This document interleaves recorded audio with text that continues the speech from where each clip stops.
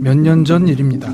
한 온라인 커뮤니티에 두 눈을 의심케 할 만한 충격적인 글이 올라왔었죠.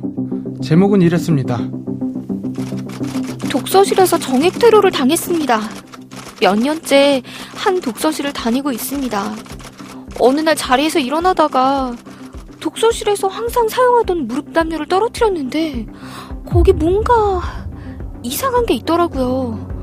이게 뭐지? 기분이 너무 이상해서 독서실 CCTV를 확인해봤는데 글쎄 독서실 총무라는 사람이 제가 자리에 없을 때 제 담요를 들고 화장실로 가서 정액 테러를 한 거였습니다. 도대체 이런 일이 가능할 거라고 누가 상상이나 했겠어요? 당시 이 사건은 정액 테러 사건이라 불리며 온라인을 뜨겁게 달궜고요. 외신에서도 관련 사건에 주목했습니다. 특히 법 규정이 미약하다는 문제 제기가 있었는데요. 최근 이와 비슷한 사건이 또다시 발생했습니다. 2년이 훌쩍 지난 지금 당시 비판받던 법 규정은 과연 한 단계 앞으로 나아갔을까요? 오늘 사건 엑스파일에서 낱낱이 풀어보겠습니다.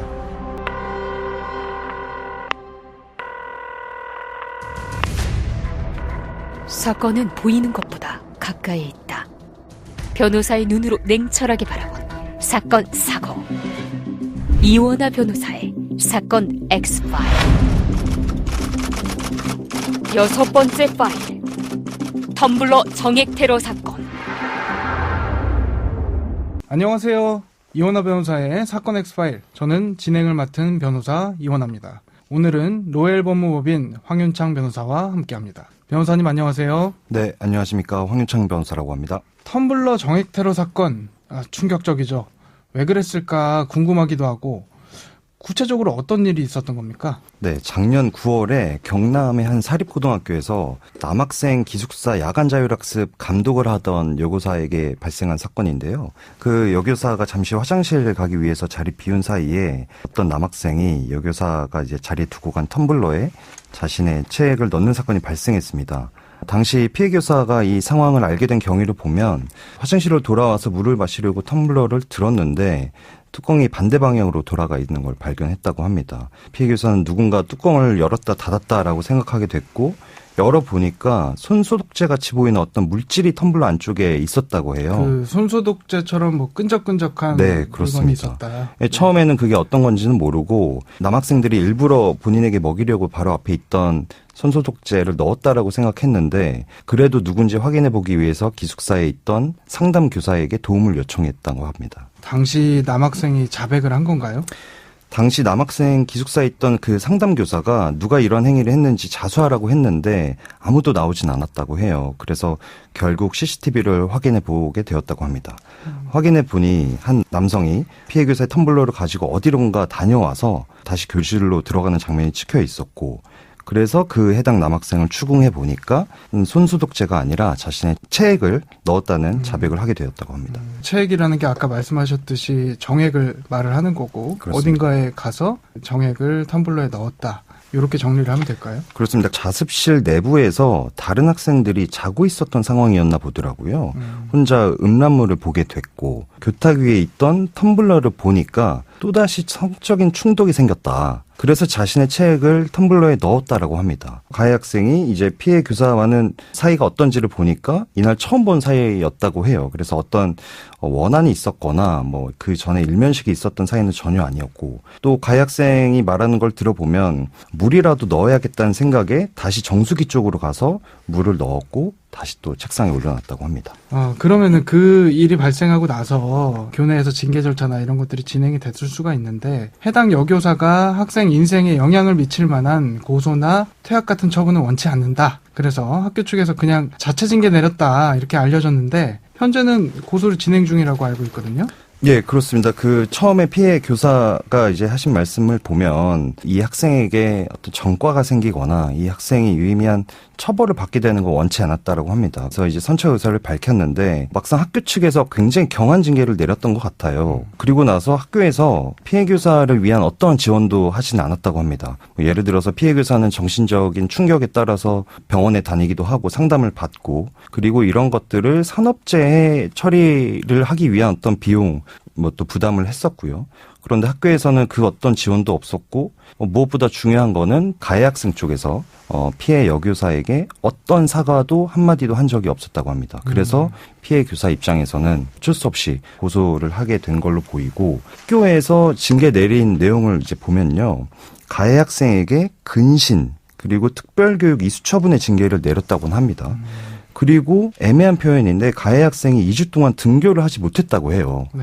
그런데 이 초중등교육법상으로 근신이라는 징계 규정은 사실은 없습니다. 근신이라는 표현은 그렇죠. 없고 출석정지라는 용어를 법령상으로는 사용을 하는데 이 학교 측에서 그 출석정지 표현을 안 했던 걸 보면 가해 학생이 등교하지 못한 게 어떤 강제적인 징계가 아니라 임의로 학생이 일부러 이제 학교에 안 나가는 그런 행동을 했던 것도 같습니다. 사실상 이제 유야무야 넘어갔다. 요거는 그렇다고 봐야죠. 징계도 네. 뭐 제대로 이루어지지 않았고. 그리고 특별교육 이수 처분이라고 하는 거는 뭐 성폭력 예방 교육을 보는 그런 영상 시청하는 그런 교육일 가능성도 있고요. 이 피해 여교사가 더 답답했던 부분으로 꼽은 게 학교가 소극적인 태도로 사건을 덮으려고 했다. 이런 주장이거든요. 이 부분이 혹시 법적으로 문제가 될 수 있나요? 학교 측에서 가해 학생의 행위를 은폐하려고 하거나 가해 학생에 대한 선처 의사를 반드시 표시해라라고 하는 강요 행위가 있었다는 그런 정황은 사실 없었어요. 그게 드러나지 않은 거에 불과할 수도 있지만 그래서 소극적인 태도, 뭐 적극적인 지원을 하지 않았다는 사정만으로는 법적으로 문제를 삼기는 어렵다라고 보여집니다. 다만 학교 측 대응에 관해서 뭐 추가적으로 밝혀진 사실관계가 있을 경우에는 달리 볼 소지도 있을 것 같습니다. 이게 아무래도 그 당시 교사가 계약직 교사였던 그런 신분적인 부분도 영향을 미쳤을 거라고 생각을 합니다. 교육청에서 산재 처리 과정도 살펴보는 중이라고 하던데 이게 산재로 처리될 수 있는 부분인가요? 네, 뭐 관련 법상 업무상 사유로 근로자가 부상을 당하거나 질병에 걸린 경우에는 뭐 진료비 등을 요양급여의 형태로 신청할 수 있고 일정한 심의를 거쳐서 지급 여부가 결정될 것 같습니다. 청취자분들도 한번 검색해 보시면 정말 깜짝 놀라실 수 있는 게 이 사건 포함해서 정액 테러라고 불리는 사건들이 생각보다 정말 많이 있더라고요. 그 황 변호사님께서 이런 정액 테러 사건들, 유사 사건들 혹시 좀 소개를 좀 해주실 수 있을까요? 네, 주로 이제 언론적으로 공개가 된 적이 있는 사건들 위주로 말씀을 먼저 드리면 2023년 2월에 충남 서산의 어떤 스터디 카페에서 남학생이 앞에 있던 여고생 머리에 정액을 뿌린 사건도 있었고요.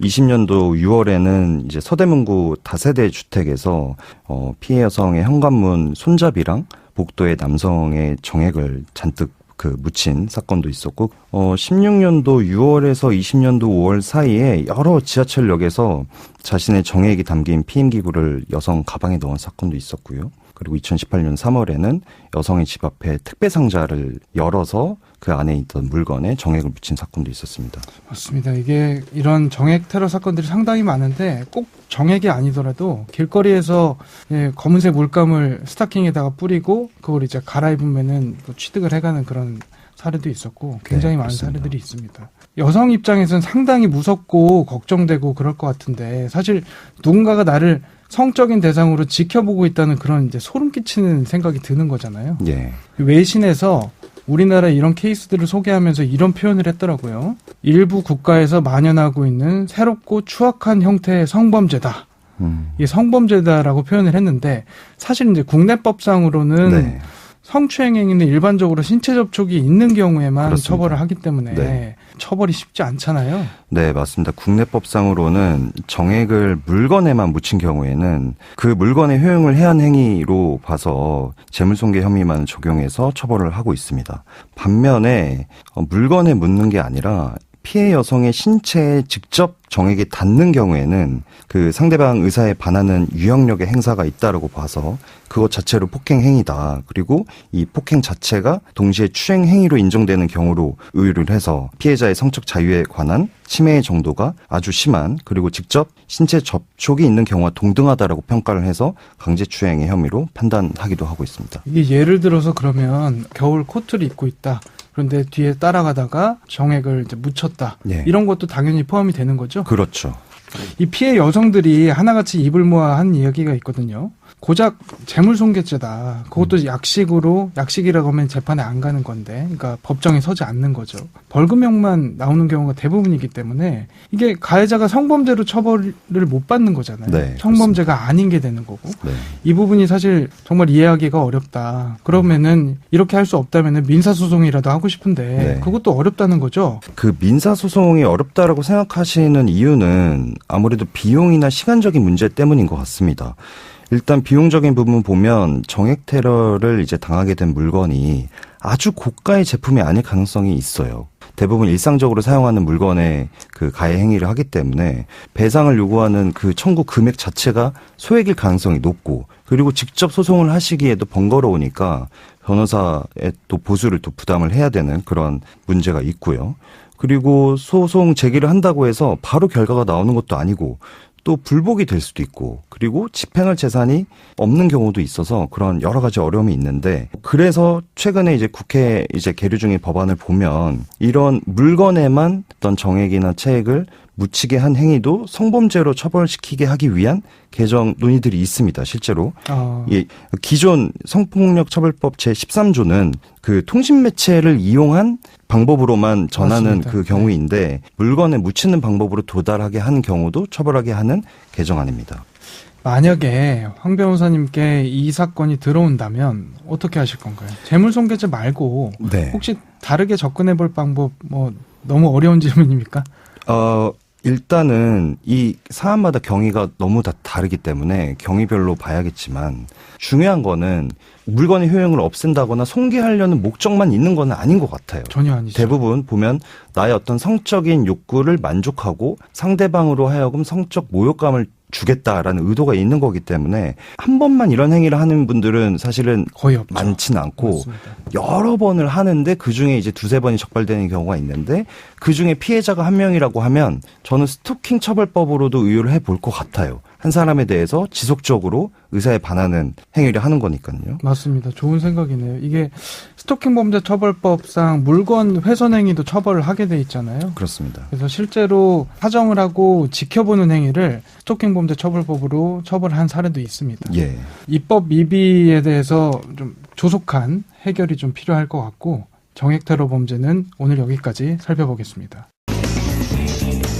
이원하 변호사의 사건 엑스파일, 오늘은 법의 사각지대 속에서 자신의 피해를 제대로 보상받지 못하는 정액 테러 사건에 대한 이야기 나눠봤습니다.